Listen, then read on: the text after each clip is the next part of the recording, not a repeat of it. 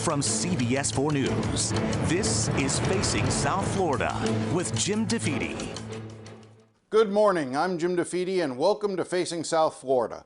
Later in the show, I'll speak with Congresswoman Debbie Wasserman Schultz about the $1 trillion infrastructure bill, as well as Governor DeSantis' handling of the latest COVID surge.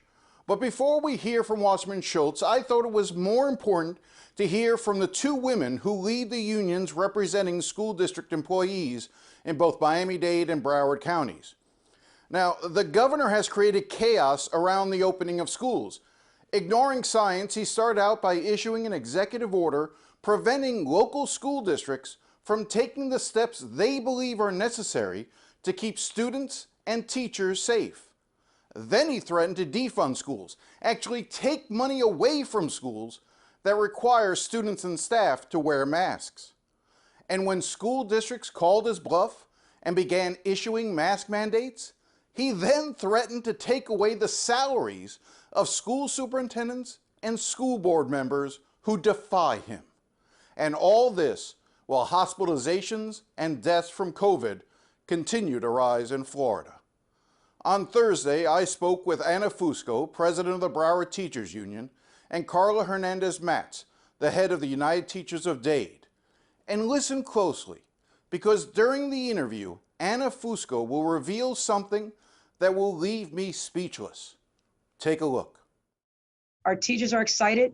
They started yesterday, getting their classrooms together, getting some PD, understanding all the new protocols that are put out there. And I visited a few schools. When I'm done with you, I'm going to another one. It's been nothing but they're happy and excited to get rolling. They can't wait to be with their students. They're still have some anxiety about the COVID, but they're going to make sure they just keep a positive spin on it, communicating with their colleagues and their students.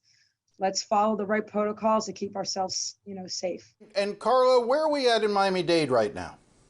So our situation is a little bit different. Our school board and superintendent have not yet made a decision on what we will be doing with regarding masks. There's still an LOU that we're working on with safety protocols and how we reopen under this pandemic. And our school starts a little bit later than Broward. So we start on the 23rd. Our teachers will not get back in until next week, which is when they will start setting up their classrooms. We would like our students not to have to wear masks. Nobody wants to wear masks. But if it's going to help keep people safe, keep ourselves safe, keep the numbers down, it's just a small ask to keep everybody healthy. And it's fair to say, Anna, you agreed with the decision by the board, correct? Oh, I helped make sure that they understood that the decision had to be that because, there's a little small piece of people out there screaming anti-masks, which I don't even believe that they're parents. I believe it's a paid group just to spin a negative narrative and to incite and cause the other type of chaos, the negative chaos. The mass majority of our emails, phone calls, hitting us on social media has been, make sure there's a mask mandate. And Karla, UTD's position is they'd like to see some sort of a mask mandate. Am I correct?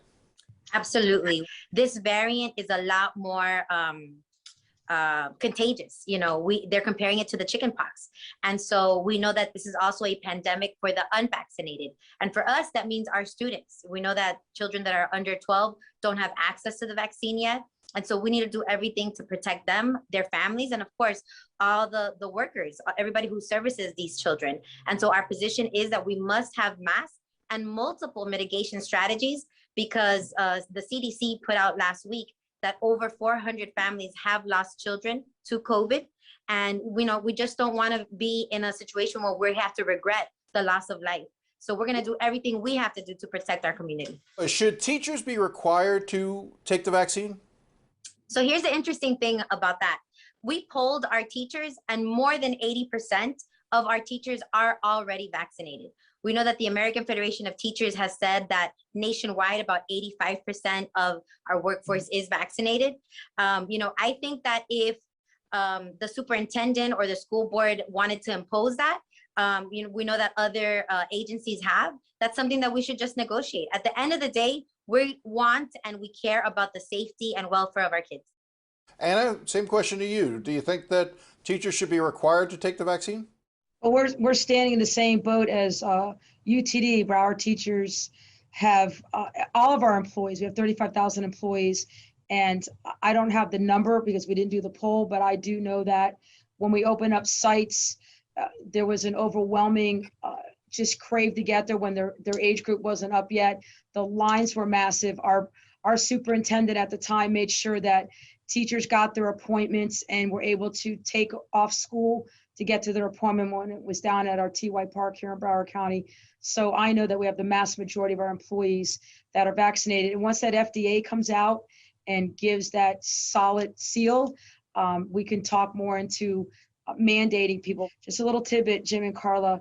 Yesterday, I got reported on 4 employees that passed away in Broward County. 2 at one school, 1 at another, and 1 another. So we had 3 teachers and 1 of our support professionals pass away from COVID.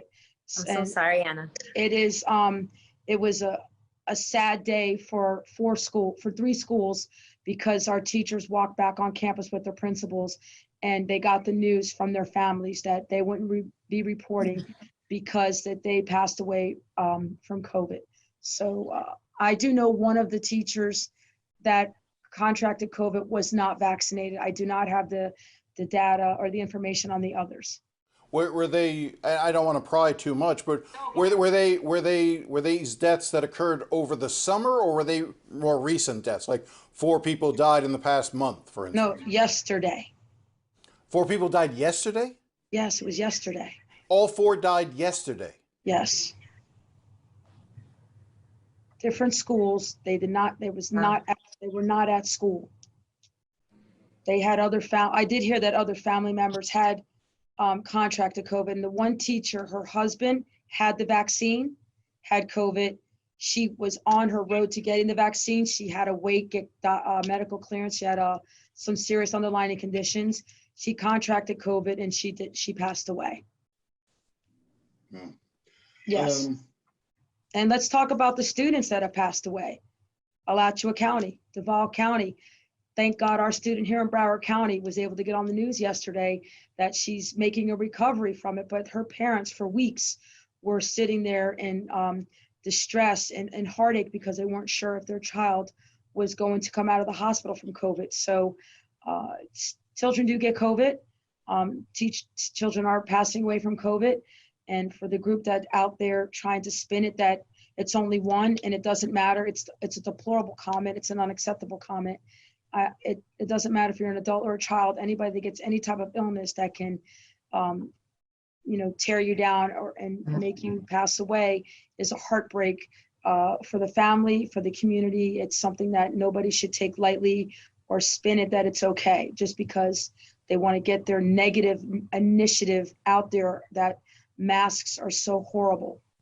It's not something I ever want to continue to keep hearing. And them coming out to our school board meetings and attacking good people that just want to be safe, it's just deplorable, and they need to stay away. What the governor has been doing and saying for the past few months and more recently, signing an executive order banning schools or saying that schools are not allowed to pass mandates, and then going after potentially threatening the salaries of school superintendents and school board members. What's your reaction to all of that, what he's been doing? You know, Jim, it's really unfortunate that we have a governor that is acting not only irresponsible, but irrational.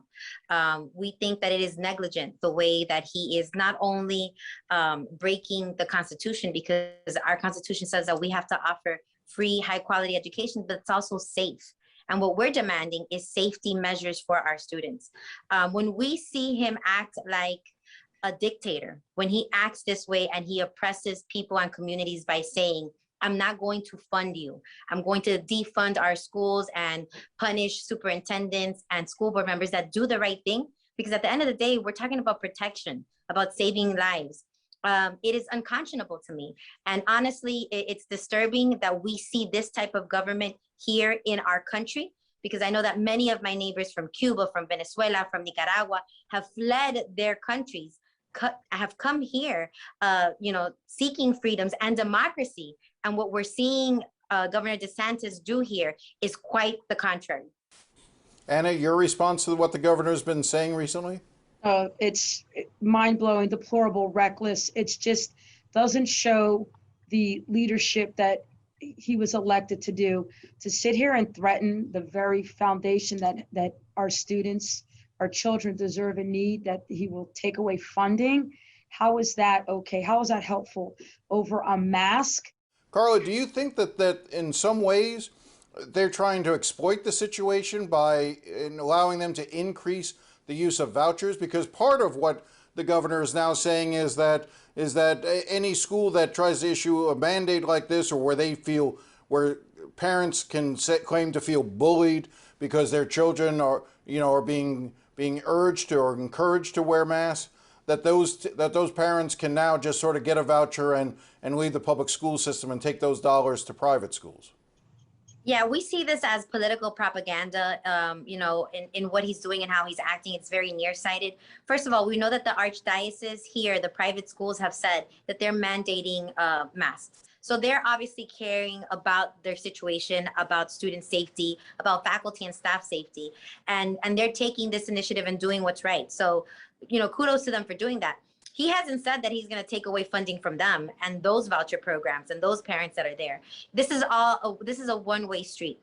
And when we see our public tax dollars being funneled, for-profit entities, and that we see that this is political propaganda to his donors, again, it shows that this is being politicized. We are polarizing our communities while we are in a health crisis. We're living a health crisis where we should be taking safety measures. And instead of doing that, he's being so nearsighted that he's only thinking about his reelection and how he campaigns and how he talks to certain folks. And our children, are not for sale. Since the interview, we've learned more about the teachers who died. One of the teachers taught at Pinewood Elementary. A second teacher and a teaching assistant taught at Dillard Elementary. The fourth person who died within 24 hours was not a teacher, but was a Broward High School graduate who works for Broward County. Regardless of the numbers, whether it was 4 school district employees or 3 and an alumni, that is still a disturbing state of affairs as kids start to go back to school this week. When we come back, Congresswoman Debbie Wasserman Schultz. Stay with us.